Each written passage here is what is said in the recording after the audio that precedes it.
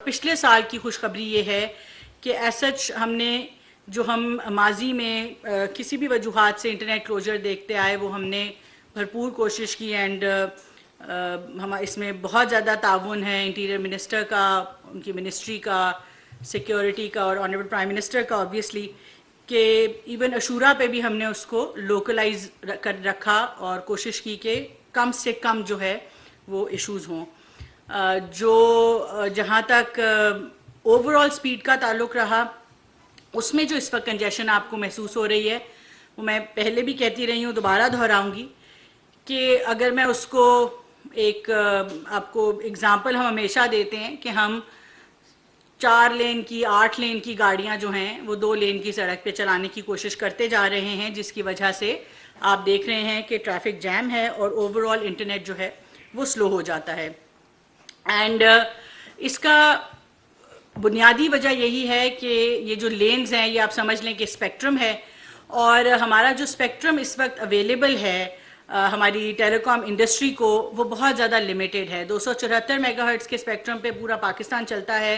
हम तकरीबन 24 करोड़ अवाम हैं, हमारे से 2/3 जो बांग्लादेश की मुल्क है उसके पास 600 मेगाहर्ट्ज़ का स्पेक्ट्रम है। तो आप अंदाज़ा लगा लें कि हम थोड़ा सा एक स्पेक्ट्रम स्टार्व्ड कंट्री हैं। हम रीजन में भी हमारे यहाँ सबसे लो है जो स्पेक्ट्रम अवेलेबिलिटी रही।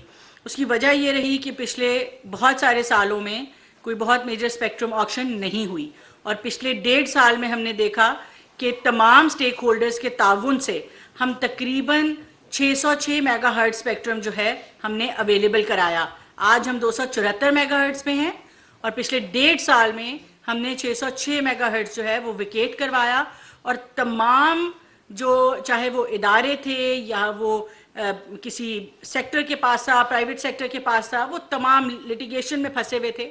और आज जो है वो जो हमारा एक 600 मेगाहर्ट्ज़ का एक अप्रॉक्सीमेट नंबर है उसकी हम कैबिनेट ने उसकी रेटिफिकेशन अभी कर दी है और उसका मतलब ये है कि जो अब स्पेक्ट्रम ऑक्शन अगले महीने इंशाल्लाह हम करेंगे उससे ना सिर्फ हमारा 3G और 4G जो है वो चंद माह में बेहतर होगा बल्कि 5G जो है वो भी पाकिस्तान में पहली दफ़ा मुतारिफ कराया जाएगा। एक चीज़ जो इस ऑक्शन में बुनियादी बात है वो ये है कि इंटरनेट जो है इस वक्त वो एक ज़माने में जो हम एक ट्रेडिशनल इंफ्रास्ट्रक्चर जिस तरह सड़कों को कहा करते थे, आज इंटरनेट वो एक फाउंडेशनल इंफ्रास्ट्रक्चर है जिस पे इकोनॉमी ने खड़े होना है। और चाहे वो हमारा सोशल सेक्टर है जिसमें हमारी सेहत है, तालीम है, या वो हमारी लार्जर एक इकोनॉमिक पॉलिसी है जिसमें हमारी ग्रोथ है, एक्सपोर्ट है, इंडस्ट्री है, एग्रीकल्चर है हमारी, या वो हमारी सिक्योरिटी है जिसमें all the way to national आपकी पर्सनल सिक्योरिटी, ज़ाती सिक्योरिटी से लेके नेशनल सिक्योरिटी तक जो है वो इंटरनेट का एक कलीदी किरदार है जिसके बगैर जो है वो उस कनेक्टिविटी के बगैर जो है आज के दौर में आगे बढ़ना नामुमकिन है। और उसके लिए हमने इंश्योर ये करना है कि हम कनेक्टिविटी को और इंटरनेट को एक इनेबलिंग टूल के तौर पे देखें जिसने हमारा एक इकोनॉमिक पोटेंशियल जो है उसको अनलॉक करना है, हमारे नौजवान बच्चों को रोज़गार देनी है। इसी इंटरनेट के ज़रिए आप देखें कि हम दुनिया की 4th लार्जेस्ट फ्रीलांसिंग इकोनॉमी है। हमारी ग्रोथ जो है खाली टेक सेक्टर की वो तकरीबन 20%, 21% का बल्कि केगर है पिछले 5 साल का।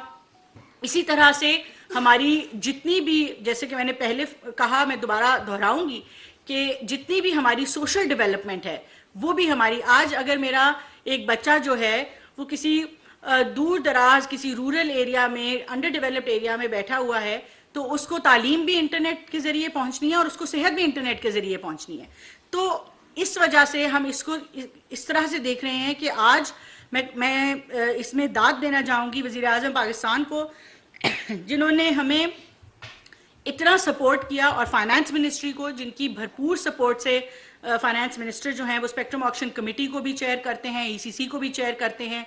उनकी मुकम्मल हमें सपोर्ट हासिल रही और कोशिश हमारी ये रहेगी कि हम बेहतर से बेहतर कंडीशंस के ऊपर जो है वो स्पेक्ट्रम ऑक्शन करें, मगर उसके साथ साथ जो ऑब्लिगेशंस हैं, जो कंडीशनैलिटी है, जो लाइसेंसिंग की ऑब्लिगेशंस हैं, उनको पाकिस्तान टेलीकॉम अथॉरिटी जो इस पूरी चीज़ को रेगुलेट कर रही है, उन्होंने ऑक्शन भी कराना है, उन्होंने बहुत ज़्यादा मेहनत और अरक्रेजी के साथ जो है काम किया। और जो नीरा है जो कि एक यूएस बेस्ड इंटरनेशनल कंसल्टेंट है, उन्होंने जो हमें रिकमेंडेशंस दी, उन रिकमेंडेशंस को, उस इंडिपेंडेंट कंसल्टेंट की रिकमेंडेशंस को फाउंडेशन बना के एक प्रपोजल जो है वो ईसीसी के पास लेके गया। हम लेके गए, पहले उसको स्पेक्ट्रम ऑक्शन कमेटी ने देखा और फिर उसको हम ईसीसी के पास लेके गए, जहां से वो काबीना में गई। तो उस कंसल्टेंट की जो रिकमेंडेशंस है उनको हमने बुनियाद बनाया। वो कंसल्टेंट जो है खाली पाकिस्तान नहीं, उसने दुनिया में मेजॉरिटी जो टेलीकॉम सेक्टर की कंसल्टिंग है उन्होंने की। हमारे रीजन में तकरीबन 75% कंसल्टिंग जो है वो स्पेक्ट्रम ऑक्शंस की वो उसी कंसल्टेंट ने की। और उसने हमें इंटरनेशनल बेंचमार्किंग भी करके दी, वक्त के साथ बदलती टेक्नोलॉजीज़ को देखा, वक्त के साथ बदलती हुई प्राइसिंग्स को देखा, ऑब्लिगेशंस को देखा, और जो इंटरनेट की अपनी टेक्नोलॉजीज हैं उनको देखा। ये जो स्पेक्ट्रम ऑक्शन होना है एक्सक्यूज मी, इसमें हमारे पास 7 बैंड्स हैं, मुख्तलिफ स्पेक्ट्रम के बैंड्स होते हैं। हमारे पास 7 बैंड्स हैं जिनमें स्पेक्ट्रम ऑक्शन हो रहा है। उनमें से सिर्फ 2 बैंड्स ऐसे हैं जो पाकिस्तान में पहले ऑक्शन हुए हैं, 5 बैंड्स ऐसे हैं जो पाकिस्तान में पहली दफ़ा ऑक्शन होने जा रहे हैं, मगर दुनिया में वो ऑब्वियसली अवेलेबल हैं। तो ये जो मैं बार बार कह रही हूँ कि हम 600 मेगाहर्ट्ज़ की स्पेक्ट्रम ऑक्शन करने जा रहे हैं, इनमें से फॉर एग्जांपल 300 मेगाहर्ट्ज़ जो है वो 3500 का बैंड है, उसके अंदर है। इसी तरह 700 है, 1800 है, 2100 है, ये तमाम इस तरह वी हैव 7 बैंड्स जिसमें ये ऑक्शन होने जा रही है। तो दोहराऊंगी मैं ये बात कि 2 ऐसे हैं जो पहले हो चुके हैं और 5 ऐसे हैं जो पाकिस्तान में पहली दफ़ा ऑक्शन होने जा रहे हैं।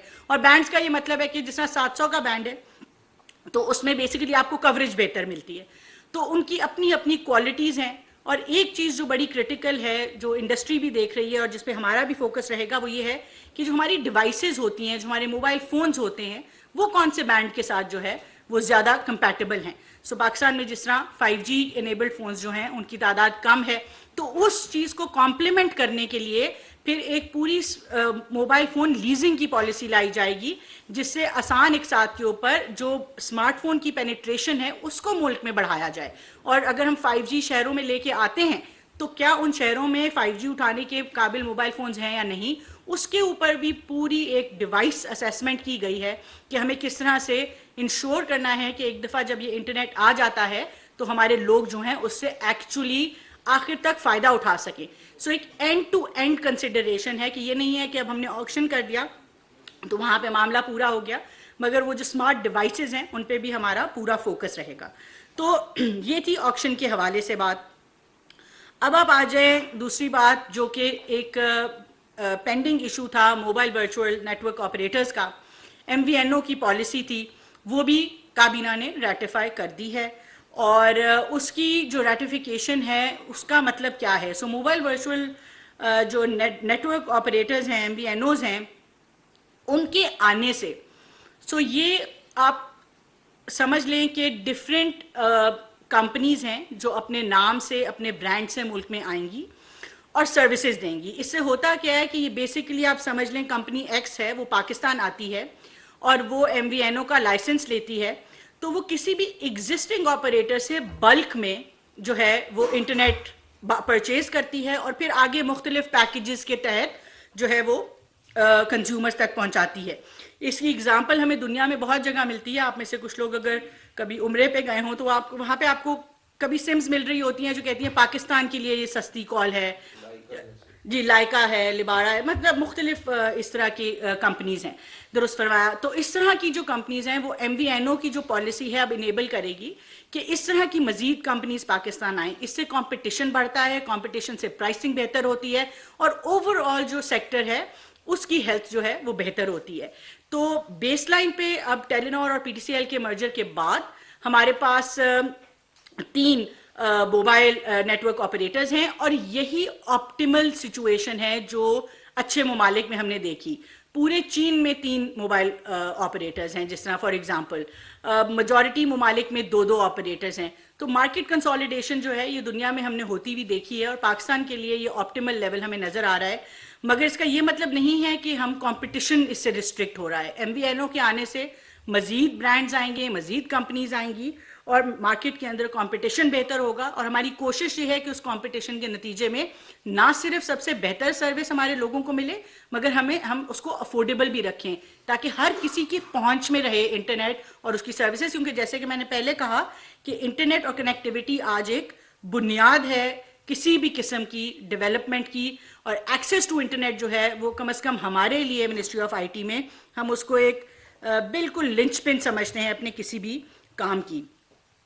और हमें उम्मीद है कि MVNO के आने से हमें इस मद में फॉरेन डायरेक्ट इन्वेस्टमेंट भी नज़र आएगी। ओवरऑल पिछले 10 सालों में हमने MVNO की मार्केट दुनिया में 10% बढ़ते हुए देखी।